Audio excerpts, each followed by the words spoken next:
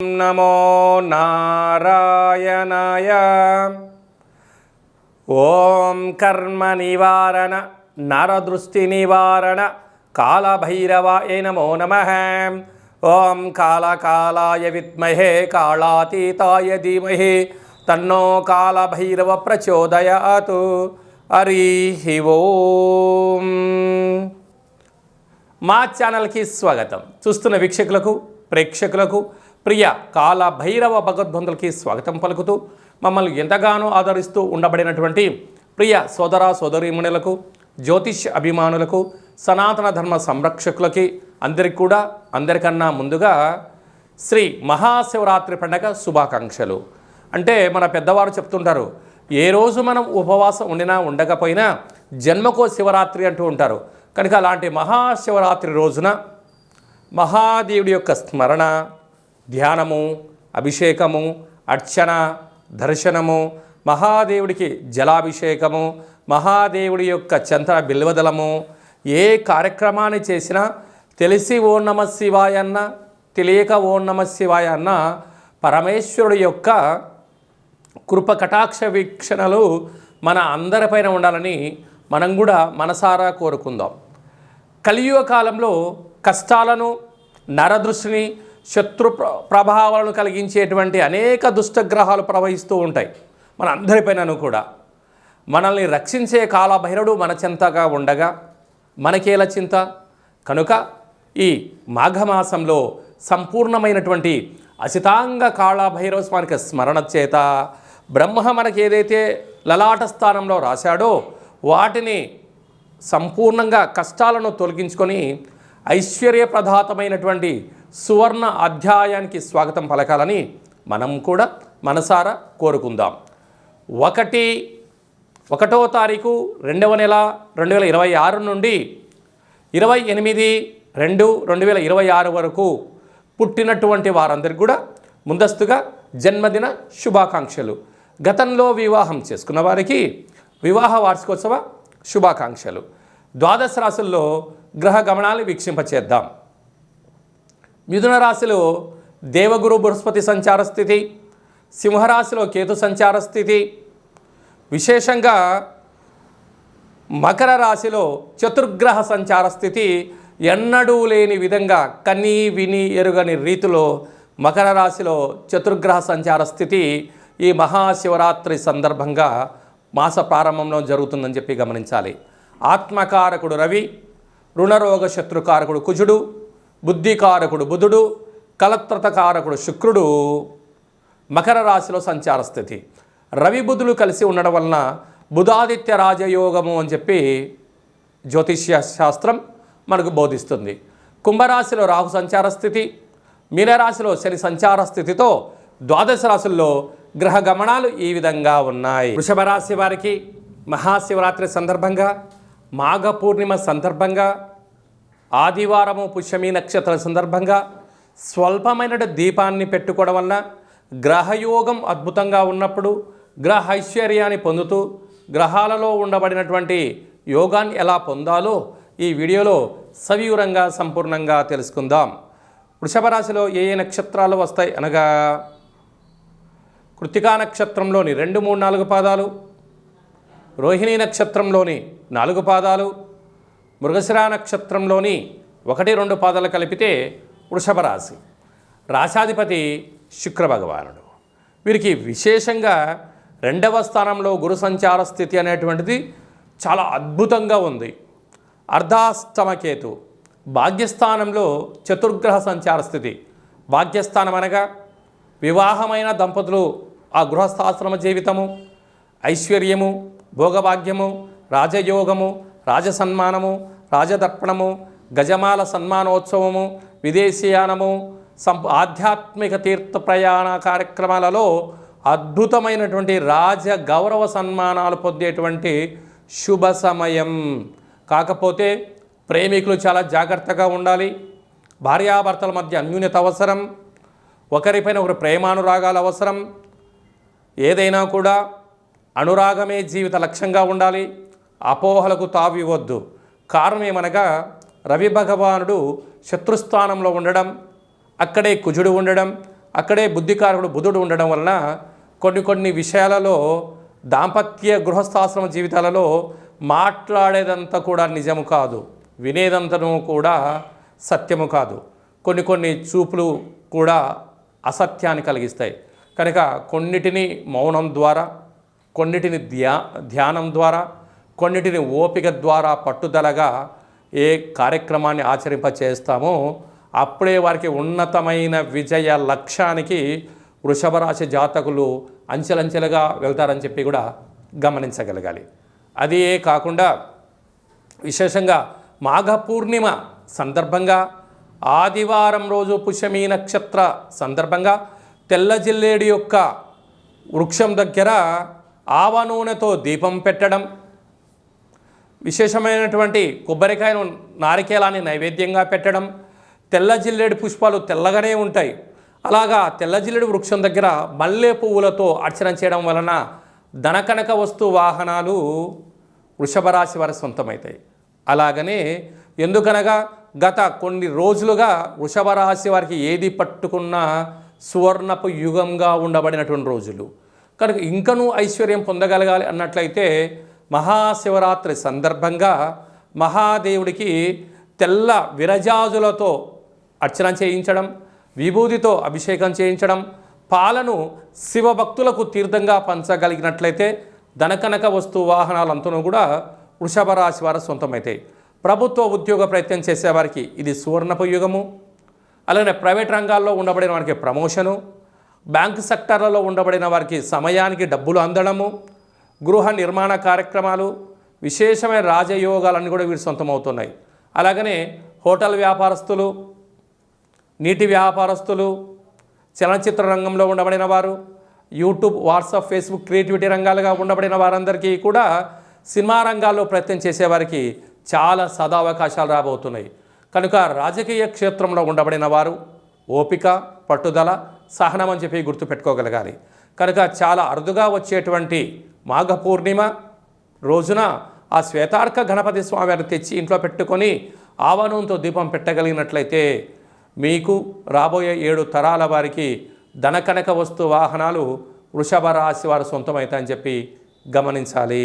ఈ ఫిబ్రవరి మాసంలో మరియు మాఘమాసంలో ముఖ్యమైనటువంటి పండుగల గురించి క్లుప్తంగా, సవివరంగా, సంపూర్ణంగా మనం తెలుసుకుందాం. మనకు 1వ తారీఖు ఫిబ్రవరి నెల 2026వ సంవత్సరము ఆదివారం మాఘ పూర్ణిమ, అందులో పుష్యమీ నక్షత్రం. ఎంత విశేషం అంటే ఆదివారం పుష్యమీ నక్షత్రం వస్తే రవి పుష్యార్క యోగము, గురువారం రోజు పుష్యమీ నక్షత్రం వస్తే గురు పుష్యార్క యోగము అంటారు.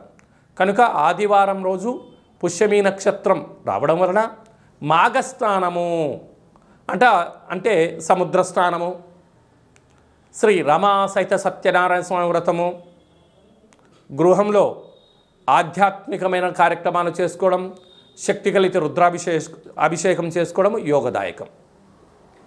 ఆదివారం రోజు పూర్ణిమతో కూడుకున్న పుష్యమీ నక్షత్రం అవ్వడం వలన పుష్యమీ నక్షత్రాధిపతి శని భగవానుడు కర్కాటక రాశిలో ఉంటుంది. ఆదివారం రోజు రావడం వల్ల అర్కము అనగా తెల్ల జిల్లేడు వృక్షము, అనగా భూమిలో నుంచి ఆ యొక్క తెల్ల జిల్లేడు యొక్క వేరును పెకిలిస్తే బయటికి వచ్చేటువంటి భగవంతుడు స్వరూపమే శ్వేతార్క గణపతి అంటారు. అంటే శ్వేతార్కము తెల్ల జిల్లేడు యొక్క వృక్షంలో సహజ సిద్ధంగా ఏర్పడేటువంటి వినాయకుడి స్వరూపము. కాజీపేట క్షేత్రంలో సాక్షాత్తుగా స్వామివారి యొక్క కొలువై ఉండబడిన క్షేత్రంగా మనం గమనించాలి.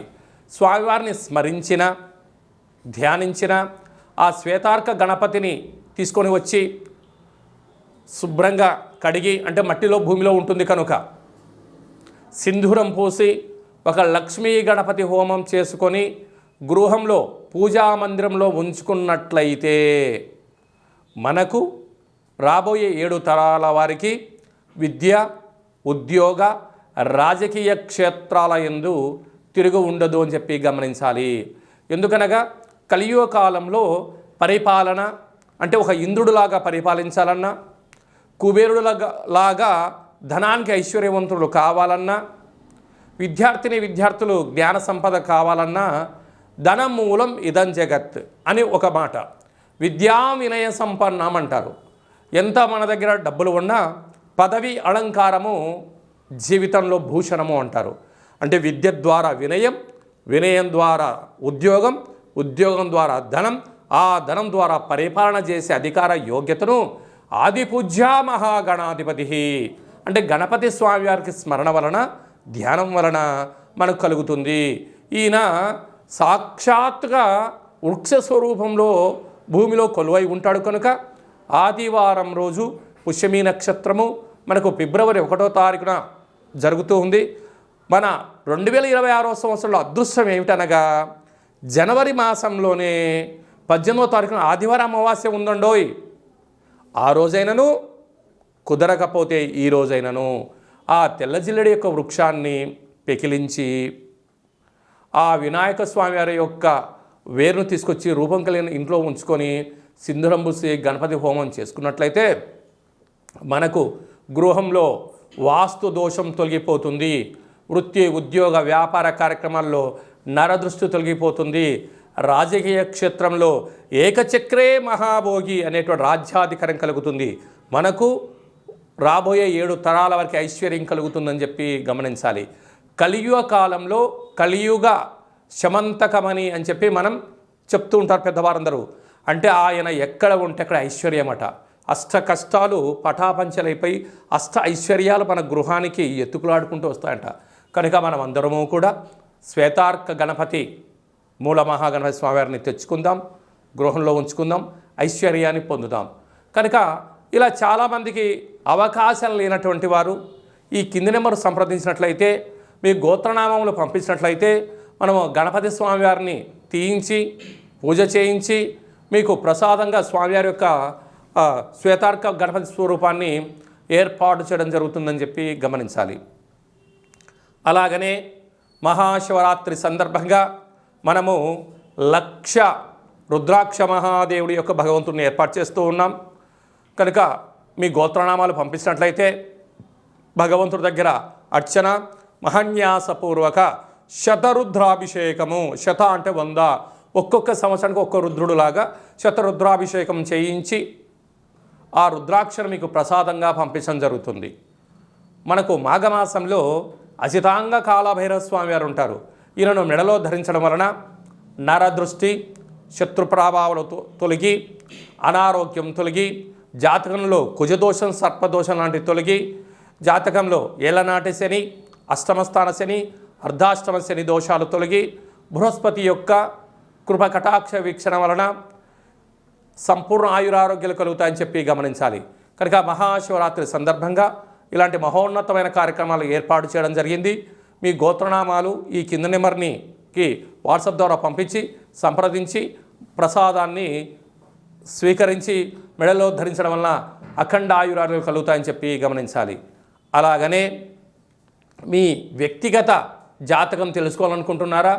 మీ యొక్క పేరు, పుట్టినటువంటి తేదీ, నెల, సంవత్సరం, సమయం రాసి మీరు వాట్సాప్లో పంపించగలిగినట్లయితే 100 సంవత్సరాల జాతకాన్ని రాసి పంపించి మీరు పుట్టినప్పుడు గ్రహ గమనాలు ఎలా ఉన్నాయి, ప్రస్తుతం ఎలా ఉంటున్నాయి, భవిష్యత్తులో ఎలా ఉండబోతున్నాయో సవివరంగా సంపూర్ణంగా తెలియజేయడం జరుగుతుంది. అలాగని చాలామందికి పెద్దవారికి, డేటా బర్త్లు లేనటువంటి వారికి మీ పేరు యొక్క మొదటి అక్షరాన్ని అనుసరిస్తూ రాశిని తెలియచేస్తూ రాశి యొక్క స్థితిగతులను చెప్తూ కాళభైరవ ఉపాసన చేత రమణ శాస్త్రం ద్వారా భూత భవిష్యత్ వర్తమానాన్ని తెలియజేయడం జరుగుతుంది. కనుక ఈ కింది నెంబర్ని వాట్సాప్ ద్వారా, కాల్ ద్వారా కానీ ఫోన్ ద్వారా కానీ అపాయింట్మెంట్ తీసుకొని సంప్రదించగలరు. జీవితాన్ని తెలుసుకుందాం, రాబోయే కాలంలో అష్ట కష్టాలు తొలగించుకుందాం, అష్టైశ్వర్య ప్రాప్తిని పొందుదామని చెప్పి చిన్న విన్నపం. అందరికీ మహాశివరాత్రి యొక్క శుభాకాంక్షలు. మహాదేవుడి యొక్క ఆశీస్సుల వలన నిండు నూరేళ్ల ఆయుర ఆరోగ్యాలని ప్రసాదించాలని మనం కూడా మనసారా కోరుకుందాం. నమస్తే అస్తు భగవన్ విశ్వేశ్వరాయ మహాదేవాయ త్రయంబకాయ త్రిపురాంతకాయ త్రికాగ్నికాలాయ కాలాగ్నిరుద్రాయ నీలకంఠాయ మృత్యుంజయాయ సర్వేశ్వరాయ సదాశివాయ శ్రీమన్మన్మహాదేవాయ నమో నమః. హరి ఓం. శతమానం భవతి శతాయు పురుష సతేంద్రియ ఆయుష్యేవేంద్రియే ప్రతిష్టతి. ధనం ధాన్యం బహుపుత్రలాభం శత సంవత్సరం దీర్ఘమాయు. సర్వే జనా సుఖినో భవంతు. లోకా సమస్తా సుఖినో భవంతు. సర్వం శివార్పణమస్తు. హరి ఓం. ఈ వీడియో మీకు నచ్చినట్లయితే లైక్ చేయండి, షేర్ చేయండి, మా ఛానల్ని సబ్స్క్రైబ్ చేసుకోండి. ఆధ్యాత్మికమైన భక్తి సమాచారాన్ని అందరికన్నా ముందుగా మీరు తెలుసుకోవాలి అనుకుంటున్నట్లయితే ఆల్ అనే బటన్ని టచ్ చేసి గంట బెల్లును కూడా టచ్ చేసి ఈ భక్తి సమాచారాన్ని భగవద్బంధువులకు, మిత్రులకు, స్నేహితులకు చేరవేసి హిందూ ధర్మాన్ని కాపాడండి.